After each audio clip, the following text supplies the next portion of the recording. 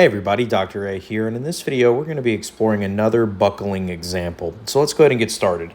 In the given information, we're being asked to compute the required diameter of the link BC so it does not buckle when a 30 kilonewton force is applied to the crank. And we're also being told what the material property is that we're interested in. That's the modulus of elasticity. And the modulus of elasticity of this link material is 200 gigapascals. So let's go ahead and look at this crank link system here.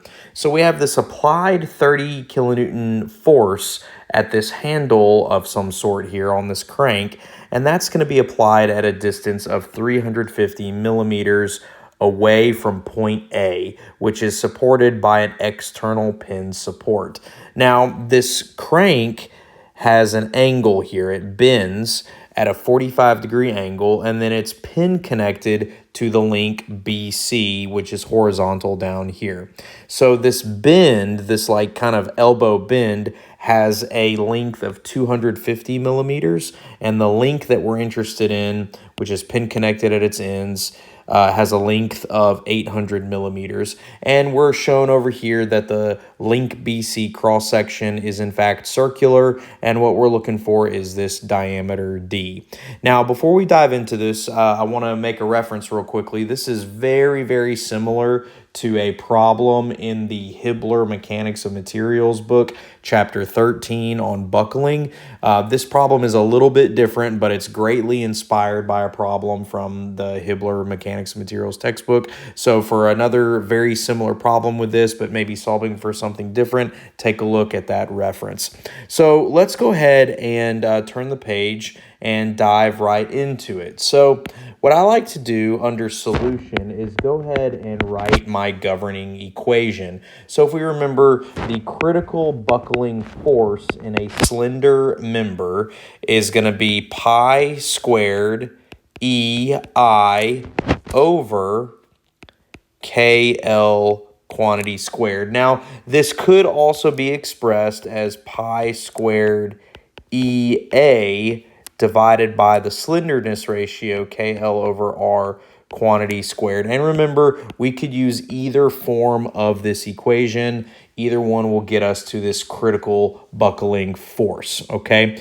So I'm going to go ahead and use the first form that I wrote down, which includes the moment of inertia, okay? Now remember, the link that we're interested in, and in particular we're interested in it not buckling, is this link BC, and its cross-section is a circle, all right? So if we're considering the buckling potential for a member with a circular cross-section, we need to calculate the moment of inertia about the neutral axis of a circular shape. And if you remember from previous knowledge, maybe from your statics course, that's going to be equal to pi r to the fourth over 4. Okay, now don't make the mistake and say it's like BH cubed over 12. Remember, BH cubed over 12 is for a single rectangle. A lot of people mistakenly make that assumption and they think they can use BH cubed over 12 for everything, but this is a circular cross section, so we need to use pi r to the fourth over 4. You can find this handy little formula in a lot of references, including probably one of the inside covers of a statics or a mech of materials textbook. So I'm going to go ahead and substitute this formula into this moment of inertia value here.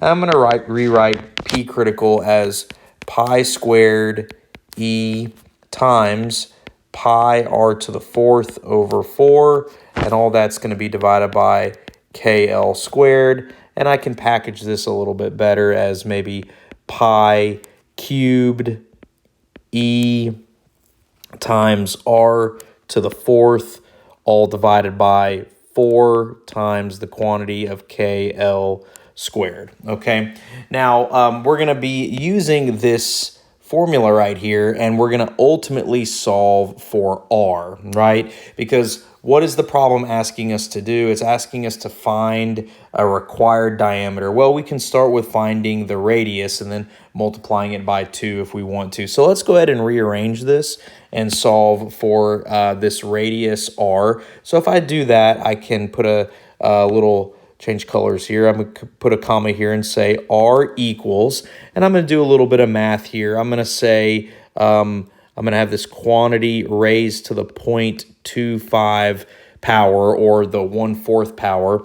And inside of this quantity, it's going to be 4 times KL squared P critical, all divided by pi cubed E. Okay, so all I did was a little bit of algebra right here, and I solved for R by cross multiplying this 4KL squared up here by P critical. That's what we have in this numerator. And then dividing by pi cubed times E, that's in the denominator. And then I'm raising all of that to the 1/4 power, or the 0.25 power, to get this power of 4 out of that exponent. Okay, so this is ultimately the form of the equation we're going to use, and then we can just multiply this by 2 to get the diameter that we're looking for. Now the question really becomes, what do all of these values equal in here? Well, we know what E is. E was the 200 gigapascals that was given to us in the problem statement.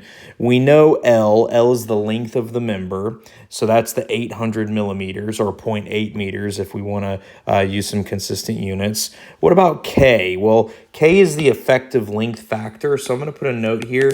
K equals 1.0 for the pin case. All right, now that we talked about that in a background video. How do we know we have the pin case? Well, again, this is a link, and we see these two little pins here. So this link BC is a pinned case. Okay, so really what we need to do is find what we're going to use for P critical inside of this equation. How do we do that? Well, this is where we look back at our original figure. What we need to do is solve for the force in BC, and that is going to be the force that we use for P critical. Remember, it says compute the required diameter of the link BC so it does not buckle when this 30 kilonewtons is present. So basically, we have this 30 kilonewtons being applied to this crank, and what it's going to do is it's going to try to rotate this crank, okay? It's going to rotate this crank. And when this crank rotates, this elbow is going to push into BC. So you're going to get this rotated crank, right? And it has this elbow bend. And because you have this pivot point at A, BC is going to be compressed, all right? And so BC is going to resist that motion, and that's going to develop as a force, FBC, the force in BC, okay? So what is going to be the diameter here that will that we can size this link to be so it won't buckle when that action happens? So here's what I'm going to do next. I'm gonna make a note here, and I'm going to say solve for FBC due to the applied loading, and then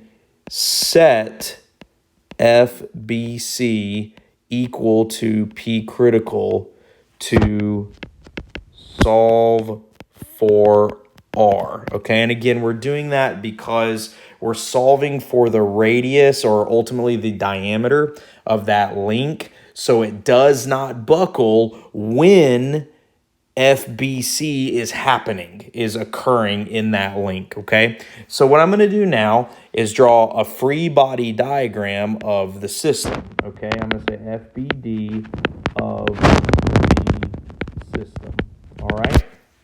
So we're going to draw a simple free body diagram. We've got the vertical portion of that crank there, and then we have the little elbow here, and then we have the link BC that we're interested in here, okay? So here is that force, 30 kilonewtons, and then there's that dimension line, 350 millimeters, and then we've got this diagonal dimension line of 250 millimeters. And remember, we were given an angle of 45 degrees. I can flip back a couple pages. That elbow here is at this 45-degree angle that was given to us. So I'm going to include that there. And then I have that length of the link,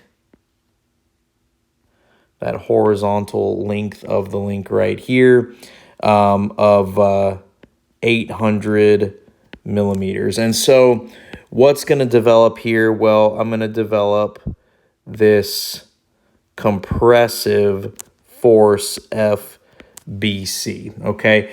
And so what I'm really trying to solve for is this FBC. Oh, and I almost forgot something. I almost forget. I had this pin connection here, didn't I?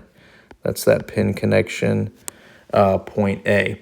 All right, so I'm trying to solve for this FBC. How do I do that? Well, just basic equilibrium, okay? So what do I mean by that? Well, I can just say sum of the moments about point A equals 0, and I can use that equilibrium equation to solve for FBC from this free body diagram. So watch this. I'm going to say 30 kilonewtons times 350 millimeters, right? And then I'm going to say minus FBC times 250 millimeters times the sine of 45 degrees, or the cosine of 45 degrees. Put a note here, or the or cosine of 45 degrees. How do I know that? Well, again, I'm looking at this little right triangle right here, and I'm looking for this moment arm right here that FBC is creating a rotation around point A. And so I could, form a right triangle and use this 45-degree angle or this one. And remember, the sine and cosine of 45 degrees are the same thing, so you could use either one of those.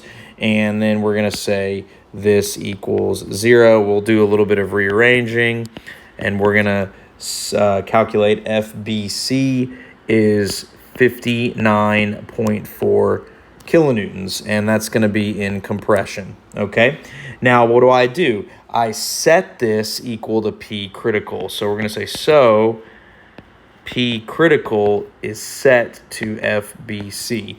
And now we can go back to our radius equation here and substitute that in for P critical. So changing colors back, I'm going to say R equals, and I had 4 times 1 times 0.8 meters, and that quantity is squared, times 59.4 kilonewtons,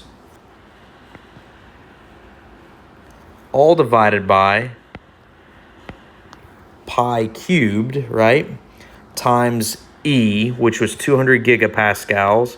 So I'm going to add some zeros on there and say that's 200 million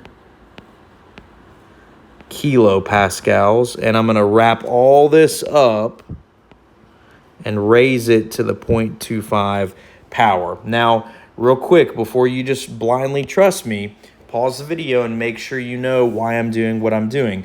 Why did I show this as 0.8 meters? Well, I have 800 millimeters. I need to have consistent units, right? Especially when I'm using a material property in there that's got its own units. So I took everything to meters, okay? What about the 200 million kilopascals? Well, I've got 59.4 kilonewtons, and so I need my E value to be in kilopascals. And just a reminder, what is a kilopascal? That is a kilonewton per meter squared. So again, I've got consistent units, and I'm going to crank this through, and you should get a radius of 0.0125 meters, okay? Now, we really were looking for diameter, so what do? We just multiply this by 2, okay? And so when you say that value by 2, what do you get? I'm going to come over here on the left side. The diameter equals 0.025 meters. And normally for small values like that in meters, we're going to report this to millimeters. That would be a better way of reporting it. So finally, you could say the diameter is 25 millimeters, and this would be a required diameter such that this link does not buckle. So one more time, this is what the diameter of the link BC should be if you don't want it to buckle due to this applied 30 kilonewton load. Okay, so please take some time, rewind, rewatch this video as much as you need to make sure you understand the concept behind this and the math behind it. If you found this helpful, please hit like and subscribe and be on the lookout for other content like this. Thanks for watching.